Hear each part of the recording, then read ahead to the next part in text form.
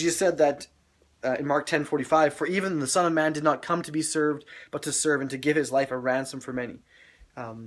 Just making the major point that as opposed to the rulers of the world who come and lord it over them, Jesus came to demonstrate a type of leadership that was one of service, of obedience to God, doing whatever God asks. The other thing that comes up very interestingly in Mark is the immediacy of Jesus' time on earth. There's 39 times the word immediately is used, showing that Jesus, there was things happening. He was doing things. Things were being done to him. So it was very clear. And I'll just pull out a couple of them. There's lots more of them. These ones specifically are things that he did. But Mark chapter 1, verses 9 to 11. And then Mark chapter 1, verses 19 to 20. I'll read that right after there. "It came to pass in those days that Jesus came from Nazareth of Galilee, and was baptized by John in the Jordan. And immediately coming up from the water, he saw the heavens parting, and the Spirit descending upon him like a dove. Then a voice came from heaven, 'You are my beloved Son, in whom I am well pleased.'" And then verses 19 to 20. "When he had gone a little farther from there, he saw James the son of Zebedee, and John his brother, who also were in the boat, mending their nets. And immediately he called them. And they left their father Zebedee in the boat with the hired servants and went after him." Those words seem to be unnecessary. And that's something that just really struck me as I studied it a little bit. Let me read it without the words immediately. At least the first part. "It came to pass in those days that Jesus came from Nazareth of Galilee and was baptized by John in the Jordan. And coming up from the water, he saw the heavens parting." You don't need "and immediately coming up from the water, he saw the heavens parting." It's not necessary in the general sense, but the author Mark is really trying to emphasize that things were happening. That he used the word immediately, again, 39 times. Mark's not a really big book. It's short. And so more than twice in a chapter on average, he's got this word immediately, which just keeps you going, keeps you realizing that Jesus didn't come to sit around. He wasn't accused and he wasn't accused and then a trial set for 3 months later, and then 4 months later he was convicted of whatever he's convicted of, and then 2 months later he's crucified. No, immediately they scourged him and whipped him, and immediately they had him crucified. There's a ongoing, pressing story that Mark presents, and it's something just worth noting that there's an immediacy to the Gospel of Mark that isn't necessarily there in the other ones.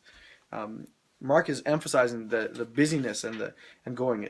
Jesus still takes his breaks. It's not to say we should just be overwhelmingly busy and we should avoid our time with God, but there's a busyness and there's an action-packed service that Jesus is doing. Again, the focus of the book of Mark is Jesus' life, teaching, ministry, and ultimate sacrifice and victory.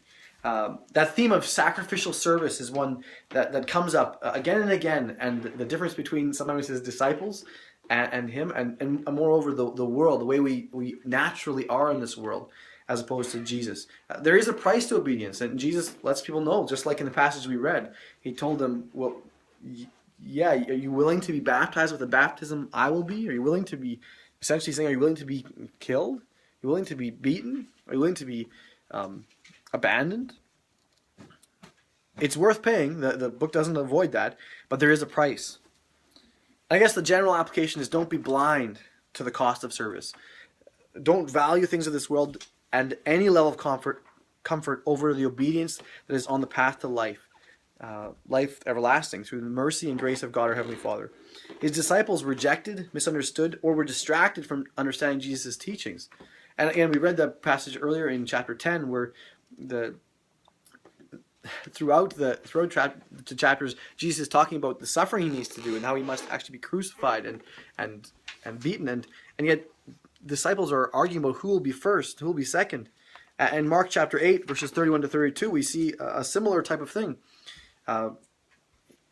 Again, 31 to 32 in chapter 8. "And he began to teach them that the Son of Man must suffer many things, and be rejected by the elders and chief priests and scribes, and be killed, and after 3 days rise again." He spoke this word openly. Then Peter took him aside and began to rebuke him. So we find that his disciples, not only did they not understand sometimes, when they did understand, they rebuked him. And this is the passage where Jesus eventually says, "Satan, get behind me," in reference to his disciple.